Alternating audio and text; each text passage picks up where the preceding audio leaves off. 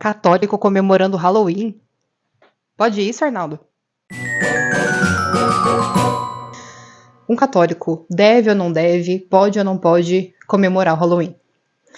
Bom, eu sempre vejo essa polêmica surgindo principalmente no meio das mães católicas, que têm filhos em idade escolar, porque, muito por conta da influência das escolas americanas, né, as escolas de inglês, essa cultura acabou adentrando no Brasil de uns anos para cá, e hoje em dia as escolas, até mesmo as públicas, né, as de ensino fundamental, ensino médio, comemoram o Halloween.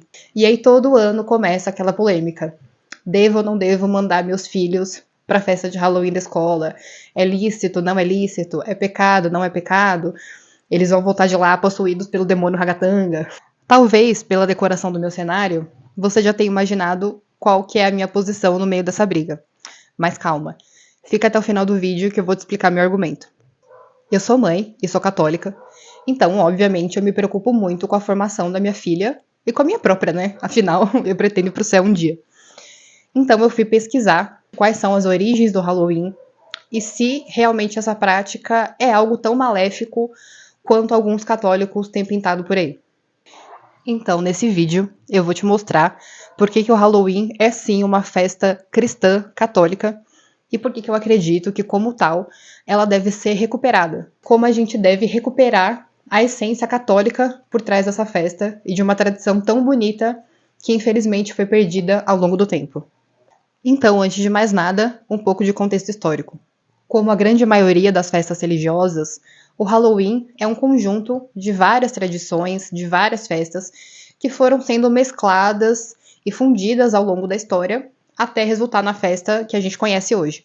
Uma das primeiras celebrações religiosas, das quais se tem registro, que influenciou na construção do Halloween, foi o Samhain. Eu vou escrever aqui embaixo porque a pronúncia desse negócio é muito difícil. Que era uma festa feita para comemorar o Ano Novo dos antigos celtas. Os celtas eram um povo pagão que viviam na Península Ibérica, nas Ilhas Britânicas principalmente, e na Europa Central também, mais ou menos entre 600 a.C. e 600 depois de Cristo. Eles tinham uma religião animista, o druidismo, que era muito baseado nos ciclos da natureza, nas épocas de colheita, de plantação. Então, o Ano Novo deles era comemorado no final do verão, quando também era realizado as últimas colheitas. Então era um período de muito trabalho, né, de muito esforço físico, onde com o final do verão não tinha mais como plantar. Então eles aproveitavam essa data para fazer uma comemoração, né, para celebrar o final desse trabalho pesado que eles tiveram. E é claro, como todo povo pagão, a comemoração era regada a muitos rituais, a diversas tradições que envolviam a comunicação com espíritos.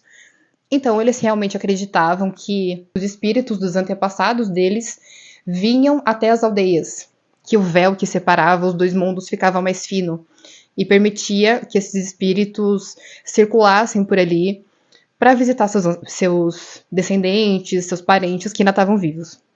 Além do Samhain dos celtas, os romanos também tinham uma festa pagã mais ou menos parecida, que celebrava de alguma forma o espírito dos mortos, né, dos fantasmas, que era Remúria. Essa festa era comemorada no dia 9, 11 e 13 de maio, e ela era tradicionalmente celebrada pelos pais das famílias, que acordavam de madrugada para fazer alguns rituais ali que espantavam os espíritos maléficos das casas deles.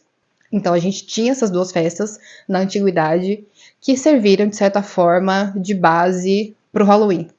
Mas de que forma isso aconteceu? Aí que vem a questão. Após a queda do Império Romano, a Igreja Católica começou a se expandir pela Europa. E o Papa Bonifácio IV recebeu do Imperador Foca, muito bom esse nome, ele recebeu de presente o Panteão, que era um grande templo dedicado a todos os deuses do panteão grego. Como a religião de Roma praticamente não existia mais, o Papa decidiu transformar esse templo em uma igreja católica, que primeiro foi nomeada como a Igreja de Todos os Mártires, depois a Igreja de Nossa Senhora dos Mártires e, por fim, a Igreja de Todos os Santos. Então, essa foi a primeira vez que esse termo, né, que essa devoção a Todos os Santos ganhou uma igreja em homenagem a ela.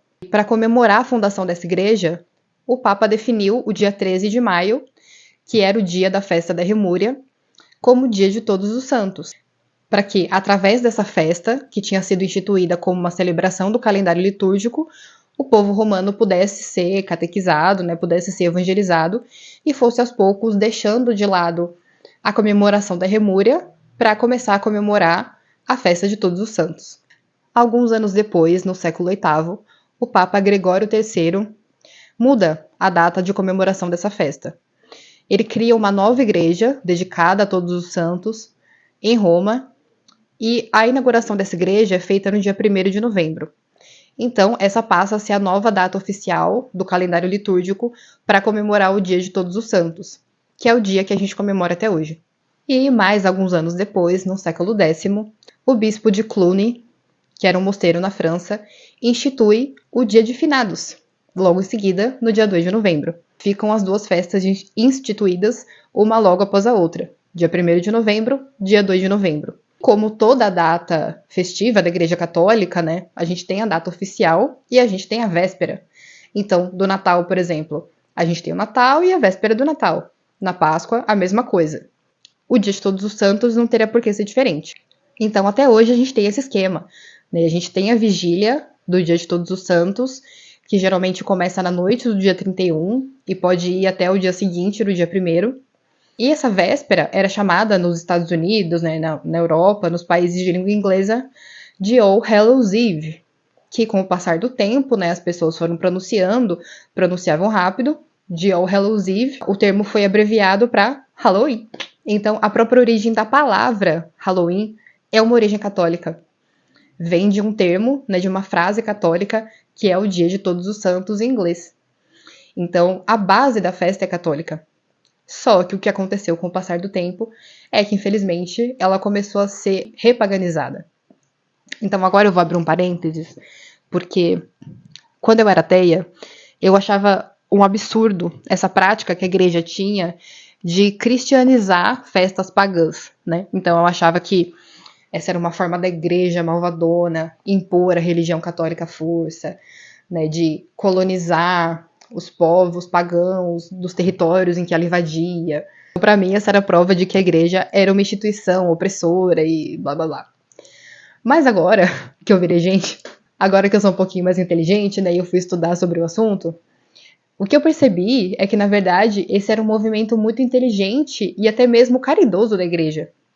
Porque ao invés da igreja chegar impondo, obrigando que aquelas pessoas ali seguissem do nada um ritual que elas não conheciam, né, que elas deixassem de lado os rituais que elas tinham praticado durante milênios e começassem a seguir os rituais católicos à força, o que provavelmente só faria com que essas pessoas pegassem raiva da igreja, né, e não acreditassem naquele evangelho que estava sendo pregado.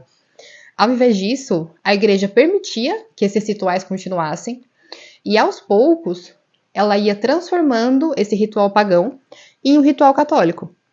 Então, essas datas, no caso do Halloween, não existe oficialmente nenhuma comprovação de que o bispo tenha decidido colocar, né, o dia 1º de novembro como a data de Todos os Santos por conta do Samhain. Então, pode ser que essa data tenha sido escolhida de forma proposital para que essa nova festa fosse usada como uma ferramenta de evangelização, de catequização para os povos célticos da Grã-Bretanha e do restante da Europa. Inclusive, nessa época, ali pelo final do século VI, o Papa São Gregório Magno enviou o Santo Agostinho de Cantuária para a Inglaterra, para poder começar esse processo de evangelização desse povo. Imagina, eram tribos, aldeias, que nunca tinham tido contato com nenhum tipo de manifestação da Igreja Católica. Seria muito mais invasivo se os missionários simplesmente chegassem lá impondo a religião à força, obrigando aquelas pessoas a seguirem a religião de qualquer forma. Então, em um ato de muita inteligência, eles foram fazendo esse processo aos poucos, permitindo que os antigos rituais continuassem e aos poucos fossem sendo transformados. Então, aos poucos, os missionários foram retirando os elementos pagãos desses rituais, né? Foram retirando os sacrifícios, a comunicação com os mortos e tudo mais que a gente sabe que é errado, e incluindo os elementos dos rituais católicos, no caso da festa de Todos os Santos e da festa de Finados. E aí, todo esse processo estava correndo muito bem, obrigada, até que um negocinho chamado Reforma Protestante eclodiu na Europa. Quando a Reforma Protestante explodiu, os cristãos católicos começaram a ser perseguidos em várias regiões da Europa, principalmente na Inglaterra. Essas festas, né, todas as manifestações católicas, desde o Natal até a Páscoa, passando pelo Dia de Todos os Santos e pelo Dia de Finados, foram sendo proibidas nesses territórios. O que aconteceu é que esse processo de evangelização, que estava sendo feito aos poucos ali, foi quebrado. Foi perdendo essa influência católica que estava sendo construída e os aspectos pagãos começaram a retornar. Porque é isso que acontece quando a gente tira o catolicismo de um lugar, não é mesmo? O paganismo ressurge. Inclusive, uma das consequências mais nefastas da reforma protestante na Europa foi que, principalmente a partir da Renascença, todo tipo de esoterismo, neopaganismo, bruxismo e todos os ismos do Satanás invadiram a Europa de forma absurda. Até mesmo processos como a Revolução Científica, que muita gente acredita que foi um processo super racional, super cético, né, das luzes, a iluminação, foi permeado por uma influência muito forte dessas seitas e dessas sociedades secretas esotéricas. Mas isso é assunto para outro vídeo. Voltando ao Halloween, quando os britânicos, os ingleses colonizaram os Estados Unidos, eles levaram o Halloween para lá. Só que um Halloween que não era mais baseado nesses princípios católicos, porque eles eram protestantes e o protestantismo era muito mais puritano nesse aspecto, que não fazia esse trabalho de evangelização gradual que os católicos faziam. Então, o resultado, como eu falei, foi que o Halloween foi se esvaziando desse aspecto cristão, dessas influências católicas, e foi recuperando gradativamente os aspectos pagãos, os aspectos maléficos que foram desembocar no século XX, ali nessa festa quase satânica que a gente conhece hoje em dia. E para chegar a esse ponto, os protestantes não foram os únicos culpados, né? Eu também não vou ser injusta aqui. A partir do século XX, a gente teve a criação de toda uma indústria cultural, né, principalmente com Hollywood. A data do Halloween começou a ser associada aos filmes de terror, às bruxas, à magia. A partir ali dos anos 60, 70, a gente teve uma invasão no Ocidente dessas linhas de jovem místico, né, pseudo-esotéricas, que começaram a criar essa miscelância maluca da nova era, né, e tudo isso também foi associado, de certa forma, ao dia 31 de outubro. Vieram os Wiccas, vieram toda essa galera muito doida aí, que acabou de ferrar de vez com uma data que já foi tão importante para os católicos. Então esse é um resumão geral desse aspecto histórico, né, para contextualizar aqui. Eu não vou entrar muito a fundo nisso, porque senão o vídeo vai ficar muito grande, mas se você quiser saber mais sobre essa linha do tempo, sobre todas as influências que culminaram na criação do Halloween como a gente tem hoje, né, toda essa questão histórica dos papas, as datas certinho, eu vou deixar aqui embaixo um vídeo do Santa Carona sobre esse assunto, que é excelente, onde ele explica toda essa parte histórica de forma bem mais aprofundada do que eu fiz aqui. Primeiro termina esse vídeo e depois vão lá ver o vídeo dele, que é muito bom também. Agora, vamos entrar finalmente na polêmica do vídeo.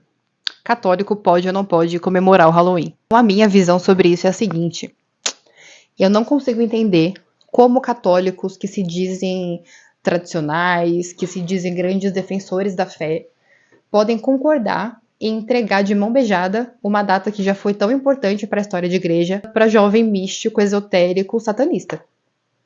Porque no fundo, é isso que a gente está fazendo quando a gente abdica da data.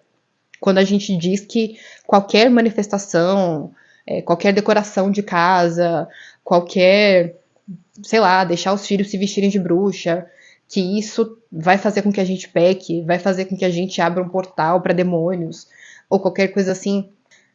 Quando a gente ignora que essa festa foi criada pelos católicos e foi tomada por essa galera muito louca, a gente está entregando a vitória para os pagãos de mão beijada por WO, entende? A gente está se recusando a sequer lutar para tentar recuperar uma data que é nossa. A gente precisa resgatar a essência do Halloween como uma festa religiosa. E eu reconheço que alguns lugares até tentam fazer isso, né? Fazem festas, por exemplo, algumas comunidades fazem festas para as crianças em que elas se vestem de santos, em que elas encenam as histórias dos santos.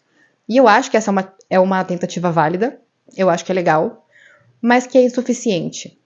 É insuficiente porque quando a gente se isola dessas comemorações que hoje em dia são tradicionais e começa a fazer as nossas próprias separados delas, o que a gente está fazendo, no fim das contas, é demonizando essas festas como se elas não tivessem uma origem católica, como se elas não fossem uma festa nossa. Então, ao invés de fazer como os bispos, os papas da Idade Média, que iam até os pagãos, que transformavam essas festas, que recuperavam essas pessoas para Cristo, junto desse movimento de evangelização, a gente está se apartando deles.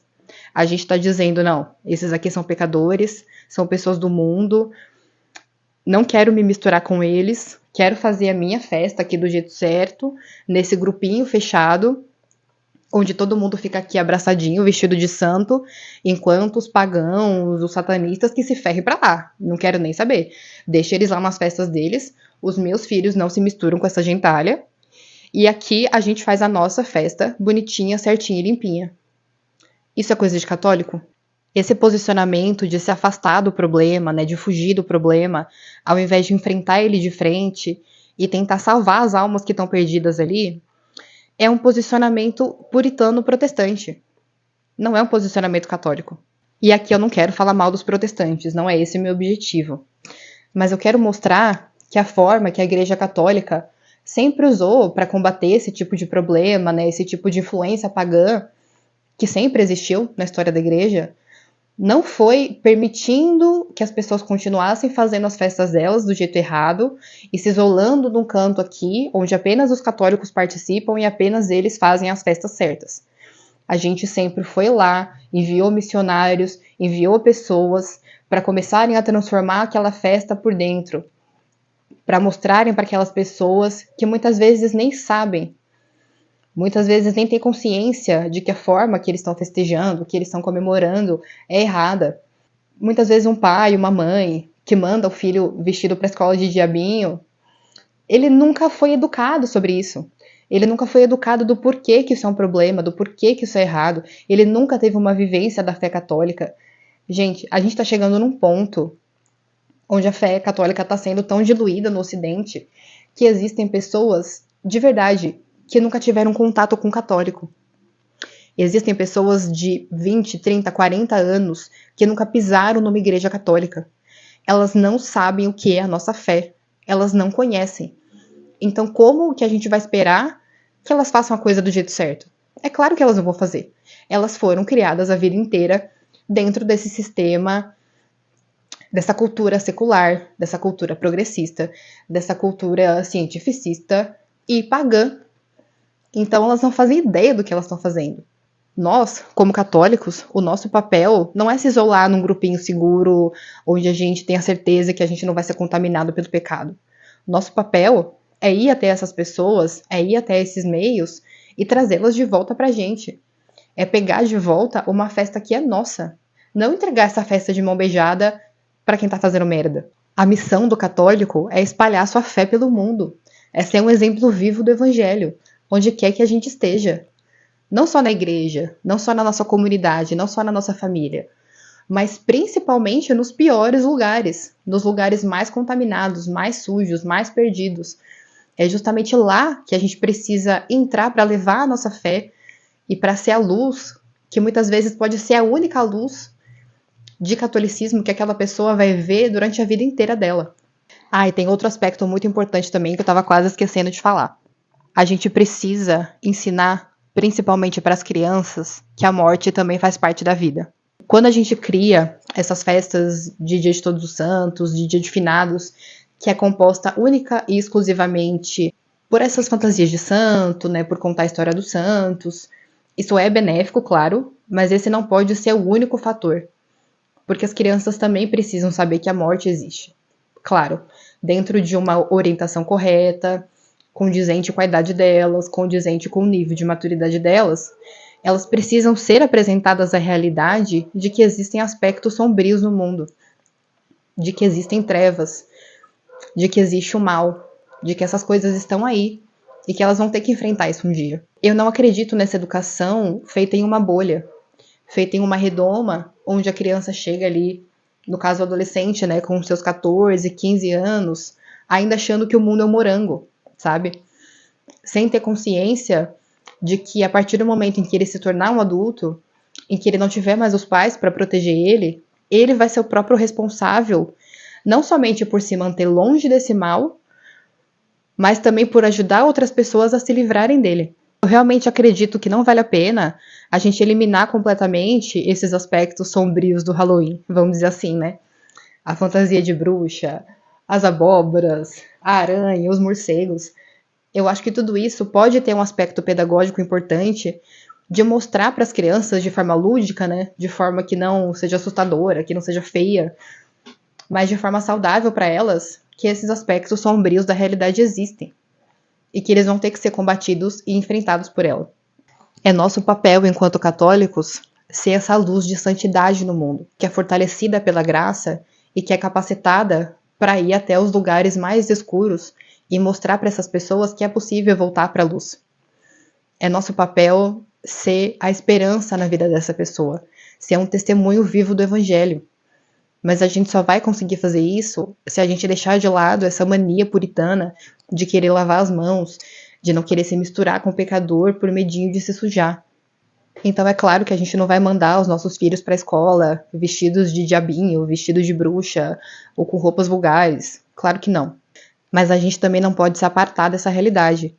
Fingir que ela não existe ou querer começar a condenar todo mundo que participe disso de alguma forma. Dizer que quem manda os filhos para a festinha da escola vai para o inferno. Isso também é incorreto. Se você tá em estado de graça, não tem por que ter medinho de diabinho, de fantasminha, de capetinha. Jesus Cristo é muito maior do que tudo isso.